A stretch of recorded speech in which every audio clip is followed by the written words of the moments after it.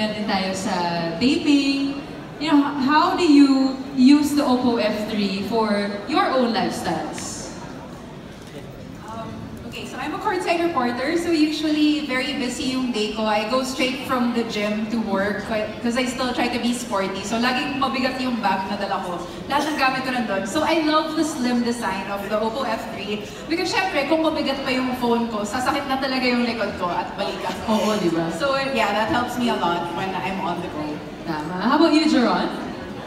For me, because you know, this phone really fits me because the phone is sexy.